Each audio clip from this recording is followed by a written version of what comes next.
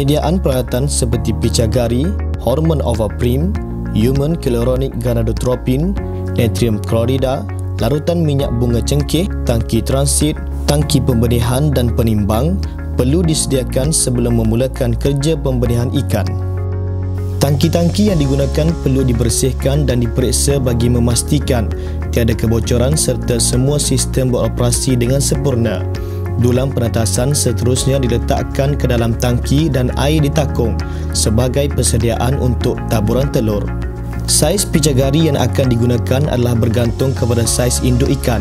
Bagi induk bersaiz purata 1.5 kg seekor, saiz jarum picagari yang sesuai ialah 21G x 1,5 inci. Proses pembenihan bermula dari aktiviti pemilihan induk jantan dan betina matang secara memukat di kolam pertenakan induk. Aktiviti memukat dijalankan dengan pukat direntang secara melintang di sebelah hujung kolam pertenakan induk. Beberapa orang diperlukan untuk menarik pukat ke hujung bertentangan ke arah bekalan air masuk. Pemilihan induk jantan yang matang adalah berdasarkan ciri-ciri seperti berusia melebihi 2 tahun, berat melebihi 1.5 kg, bentuk perut dalam keadaan biasa dan kloaka berwarna kemerahan, serta mengeluarkan sedikit cecair sperma apabila abdomen diurut. Pemilihan induk betina yang matang pula adalah berdasarkan ciri-ciri berusia melebihi 2 tahun, berat induk betina melebihi 1.5 kg, bentuk perut agak besar dan lembut bila diurut, kloaka membengkak dan berwarna kemerahan serta mengeluarkan telur yang bulat seragam apabila abdomen diurut.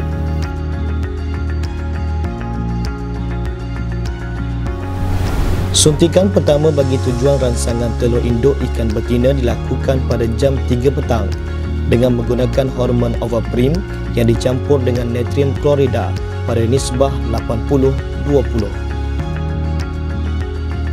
Untuk ubat bunga cengkeh ni, tempohnya lebih kurang 30 saat. Jangan terlalu lama sebab kita tengok bergantung pada ikan. Kalau ikan tu dah lemah, angkat kita timbang. Kalau bila dia dah betul-betul lemah, kita angkat, kita timbang untuk sukatan dos. Berat ikan 365. Keseluruhan dos 2.88 ml. Untuk overprim 230 ml. Untuk NaCl 0.58 ml. Sama ada sebelum atau selepas kita cucuk, pastikan kita perlu taggingkan ikan ni untuk pastikan cucuk di sebelah malam tak tertukar dosnya.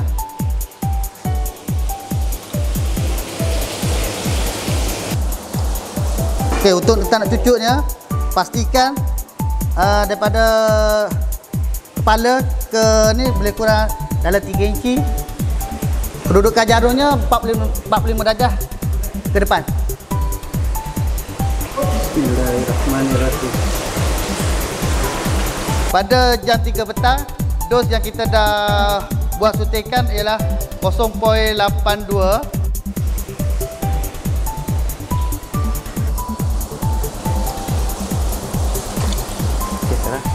Untuk suntikan petang ni hanya 30%, 70% sebelah malam. Selepas pada kita cucuk, kita akan letak di satu bekas untuk memulihkan dia balik, mengaktifkan dia balik sebelum kita masuk ke tangki rawatan balik.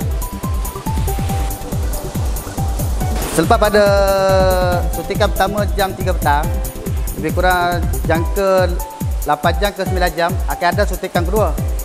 Untuk suntikan kedua sebenarnya 70%, baki pada 30% suntikan pertama di sebelah petang. Suntikan kedua pada waktu malam itu jam 11 malam.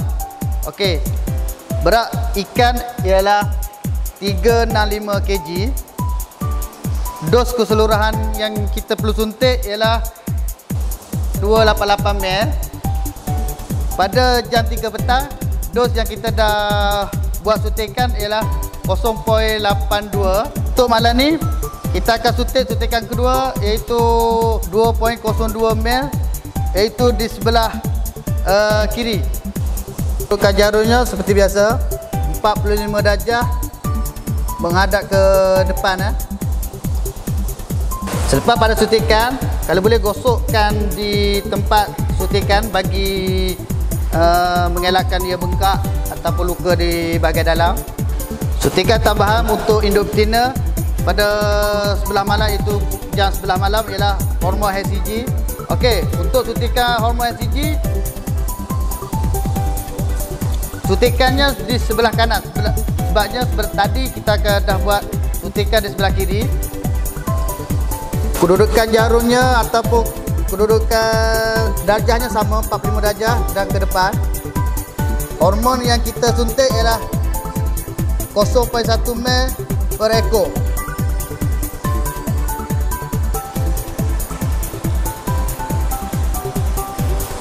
Okay. Kemudian kita akan letak di tangki sementara untuk mengaktifkan dia balik.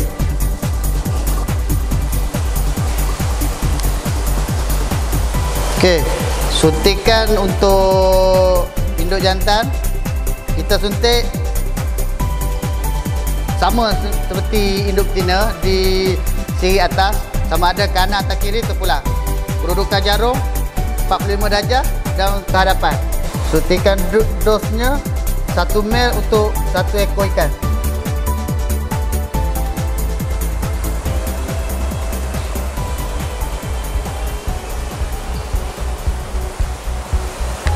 Selesai saja kita buat suntikan, kita akan masukkan ke tangki transit untuk mengaktifkan dia.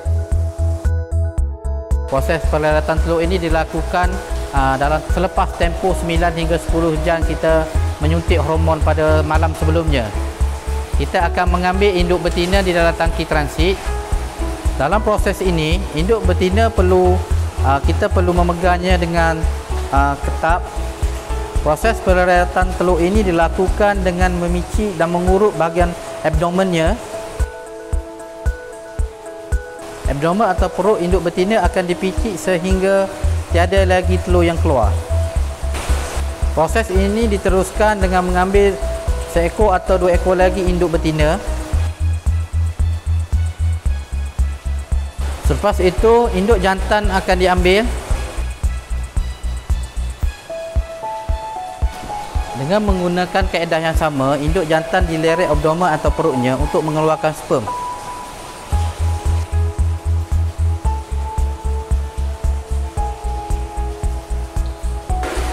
Campuran telur dan sperm tadi akan digaul dengan menggunakan bulu ayam. Dia perlu digaul sehingga sebati. Selepas dipastikan telur dan sperm tersebut sebati, ia ditaburkan di dalam tangki yang mengandungi tray penetasan. Taburan di atas tray ini adalah perlu sekata bagi mengelakkan telur tidak menetas. Telur akan menetas dalam masa antara 24 hingga 36 jam selepas disenyawakan. Bagi memastikan kadar penetasan telur yang tinggi, pemantauan terhadap telur dan kualiti air perlu dilakukan. Paip air dibuka sedikit bagi memastikan terdapat aliran air masuk ke dalam tangki. Terdapat kemungkinan tidak semua telur disenyawakan. Telur-telur ini menjadi sambang, mati serta mudah dijangkiti fungus.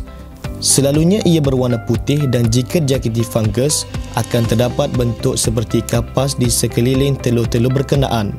Ia hendaklah dibuang dengan cara pancutan air bagi mengelakkan jangkitan kepada telur-telur lain. Pembuangan telur-telur rosak ini juga bertujuan menjaga kualiti air dalam tangki berkenaan. Dulang penetasan dikeluarkan setelah dianggarkan. Semua telur telah menetas manakala penapis air paip air buangan dipasang bagi mengelakkan rega-rega keluar. Kualiti air dipantau sehingga rega yang menetas sedia dipindah ke kolam asuhan. Pemindahan rega dilakukan pada hari ketiga selepas telur-telur menetas. Kerja-kerja dilakukan pada awal pagi kerana suhu air dan persekitaran masih rendah. Ini mengurangkan ketegangan rega-rega semasa pemindahan dilakukan. Pemindahan dimulakan dengan mengurangkan kedalaman air dalam tangki secara perlahan-lahan sehingga semua air dalam tangki dikeluarkan. Bekas disediakan di hujung paip buangan tangki. Rega akan keluar bersama air secara graviti. Penapis mikron digunakan untuk mengelakkan rega keluar bersama-sama air limpahan. Proses ini berjalan sehingga rega telah dimasukkan ke dalam tong atau air di dalam tangki telah kering sepenuhnya. Rega di dalam tong tersebut kemudian diangkut ke dalam kolam asuhan dan dilepaskan di setiap penjuru kolam sehingga semuanya selesai.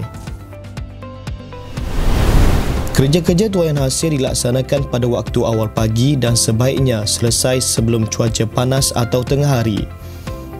Kaedah tuaian adalah menggunakan pukat tanpa simpulan yang direntan di dalam kolam dan ditarik ke arah bertentangan.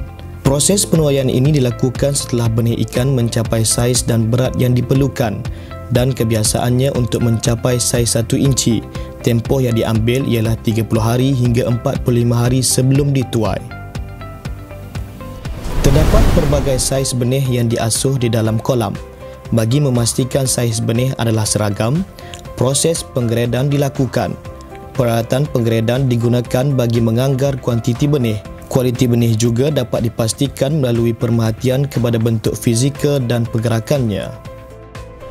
Proses pembukusan benih bermula dengan menganggarkan bilangan benih secara mencedok benih dengan penapis sehingga memenuhi paras dan berat tertentu. Bilangan benih dikira satu persatu mengikut paras tertentu penapis tersebut. Anggaran bilangan benih akan diperolehi dan benih akan dibungkus dengan menggunakan beg plastik yang dilapisi dengan 2 lapisan beg plastik. Air diisi dalam beg plastik ini dengan nisbah 1/3 daripada tinggi plastik. Oksigen pula dimasukkan sehingga memenuhi ruang 2/3 plastik ini.